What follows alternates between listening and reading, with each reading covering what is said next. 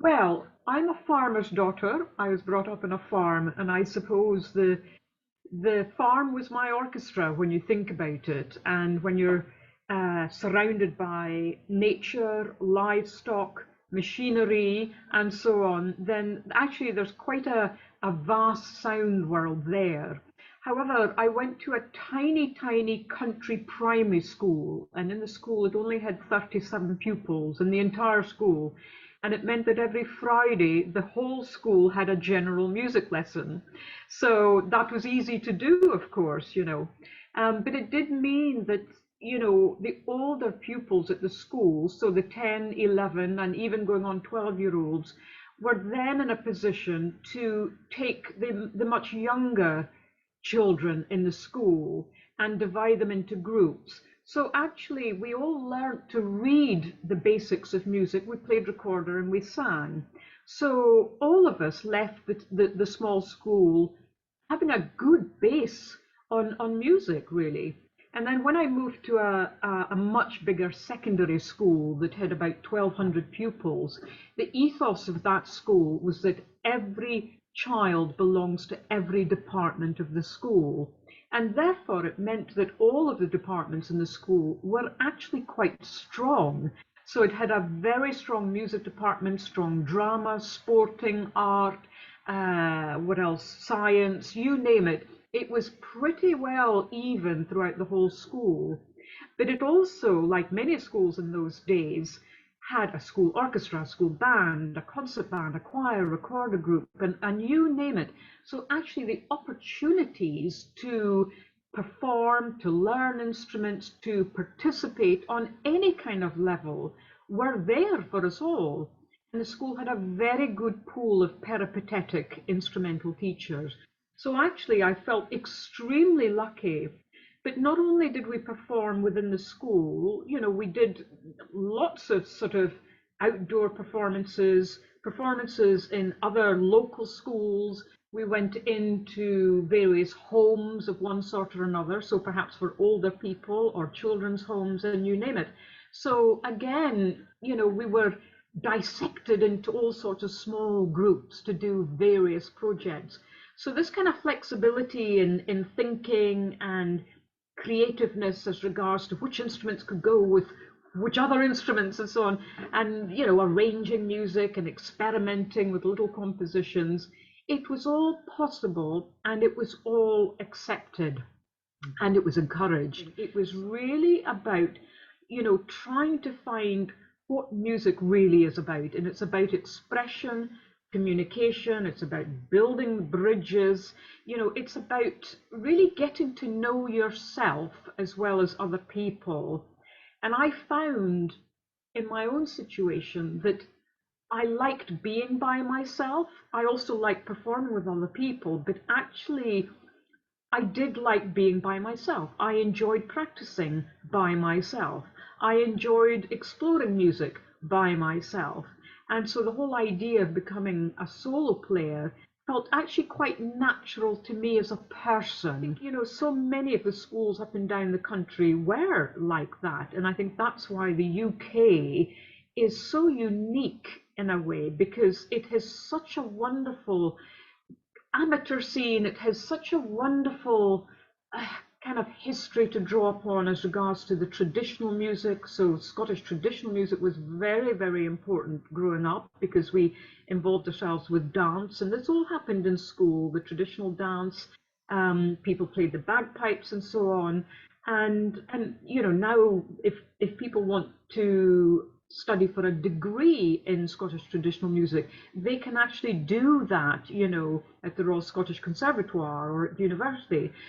And but I mean, up and down the country, I mean, I remember in my very early career as a solo percussion player that so many of my experiences were playing, for example, with the Kent Youth Orchestra, the Kent Youth Wind Band, or the Bedfordshire Orchestras, or this and that, all sorts of things like that. So it's been an amazing territory, I would say, growing up, and certainly as a young player. Music is for everybody, and music is more than only the sound. And of course, when I was growing up, I began losing my hearing from the age of 8, and by the time I was 10, I was dependent on hearing aids.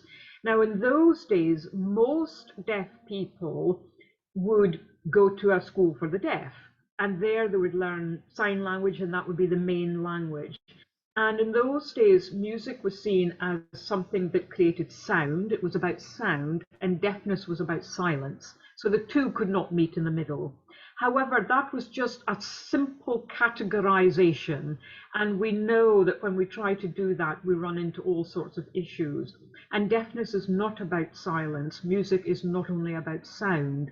What is sound? Vibration. What do deaf people rely on? Vibration. So there's our bridge. And so also the types of technology that was available was vastly improving. So for example, I used to wear what was then called a phonic ear in a classroom, and it meant that I wore a device, as did the teacher, and the teacher could walk around the classroom so that it felt natural for the other pupils in the class as well. So they didn't have to be hostage to being at the front of the class all of the time. And so I could then still pick up what the teacher was saying, even if they were behind me. And then hearing aids started to improve depending on an individual's hearing range. And that's so important because deafness is so complicated. It isn't a case of you can hear or not hear. It's unbelievably complicated. So in my situation, I will very often get the impact of sound, which is why percussion is so good, but I then miss the pitch and I miss the resonance. But I will get that impact. So I'll react, to a sound, but I may not then pick up the life of that sound thereafter. Some other people may not necessarily pick up the immediate impact, but there might be something in that journey of sound that they will pick up. So we're all very, very different. And I think that with the massive frequencies, attacks, dynamic ranges, colors, you name it, with all instruments, that hearing impaired people can really, really connect with this. But there's also a part of the human body that is kind of a part of the ear, but it's not reliant on what we hear. It strictly picks up what we feel, physically feel. And that's why a lot of deaf people who have even been born deaf are actually very, very good dancers because they're so cued into the vibration of that beat that they can still move their body with the music. So it's trying to break down the stereotypes, as it were. There isn't a method, there isn't a system. I don't want anybody to feel as though they're hostage to a situation because, in a way, music and listening is like a flowing river. It really is. So, because we're dealing with sound, it's always moving. So, even, I'm talking to you and I'm sitting on a chair. Now, if I just brought my body up and I just went plonk down on the chair like that, you may not have heard anything. I didn't hear anything, but actually it would have set up or set off all sorts of things in this room that we cannot see, we cannot hear, we can't feel, we can't smell, nothing. But it's in the air. So there's a whole universe that the body isn't able to pick up, but yet it's present. And I think really for me, listening to music is all about being present. You have a choice whether to engage with it or not. So listening has got nothing to do with the medical graph of hearing, so I can see that you hear that frequency or that frequency and it shows up in the graph or something. Listening doesn't work like that. It's about bringing all of our senses together and almost becomes this sixth sense. So sometimes we're in the mood to listen to music, sometimes we're not in the mood. And that applies to musicians as well. I'm sometimes in the mood to engage with music, and sometimes I just think, no, this is not the day, I'm afraid, and or it's not the hour, and just go with that flow. And sometimes our tastes change. So what might have excited us maybe when we were younger, or maybe something that we were confused by, a piece of music or whatever when we were younger, suddenly all comes to light, 20 years later or whatever, or things that we might have listened to in our younger years, and we just think, God, what on earth made me listen to that? But that's fine. That's all relevant and part of the journey. Going back to addressing the amateur scene, this is exactly what happened. There was very little distinction between professional musicians and amateur musicians, because a lot of our amateur musicians were excellent and are excellent musicians.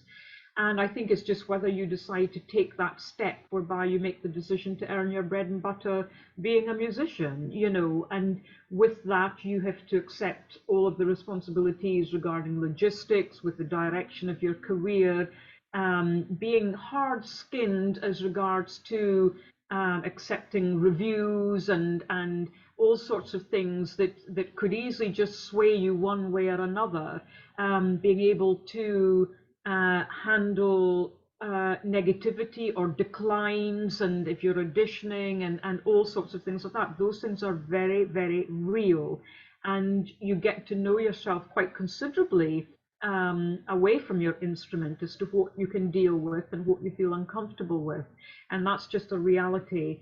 So, I'm a big, big believer in making sure that music happens in our homes. A lot of the challenges we have, of course, is that our whole, society is quite different than it was, 20, 30, 40 and onwards years ago. And families are more fragmented now. And it does mean that the time and energy to try to keep the consistency through a family structure is quite difficult. But nevertheless, what I have found really interesting is that technology can play a massive part in someone's creativity. So it's no longer the case whereby you have to play a musical instrument in order to participate in the umbrella of music. You can become a musician without actually playing an instrument. So the wonderful sound designers that we have now, who are, wizards at technology and so on, are extremely creative and talented people. And so as a kind of musician myself who is dealing with actual objects, i.e. percussion, or it could be somebody could be a trumpeter or a clarinetist, it's still an object that they're picking up and creating sound. When we can come together with people who can really work the technology, it becomes another instrument, another sound world, another experience. So, but yeah, to answer your question, I think that it's absolutely crucial that we really keep that link. And part of that, I think, is through improvisation, the playfulness of music and discovery. And, when you watch kids, just seeing an instrument for the first time and reacting to a tuba or a double bass that looks like a tank to them, the size difference, and everything is so huge that their descriptions of it is absolutely magical, and that can then influence how you see your instrument yourself, actually. And so we have to carry on this sort of hands-on experience in order to ignite that curiosity and keep that curiosity going ourselves. Has to start from within, and if they really believe that this is something that they would like to do, whether it's as a full-time profession or as being a massively important part of their lives, they must make every effort to embrace that. This is their life, it's not someone else's life, it's their life. And I think there are so many opportunities to look on the internet at other people who perhaps might be in a similar situation to them, perhaps have lost a limb or been born with similar challenges, really. And I think that we've got so many fantastic role models and examples here, and indeed, everywhere in the world, but closer to home. We just have to look at the para orchestra and the wonderful things that are happening there, the compositions, the technology, the players themselves. They've all had challenges. when you think about, for example, another organization, the One-Handed Instrument, and this is bringing technology and physics and musicians and sound creators together to deal with situations that people find themselves in. And these are often professional musicians who have perhaps had an accident that has changed their physiology, and they have had no option but to have their instrument adapted to their needs. So this can happen to any single one of us at any time. And you'll be amazed how strong, the mind is. So if you want something and you really believe in something, or you're curious enough to at least, just poke around a bit and ask the question, what if? What if I try this? What if I looked this up? What if I email somebody and just asked for a chat? What if I read this article? What if? And you never ever know where that might lead to, because it's the little steps that matter.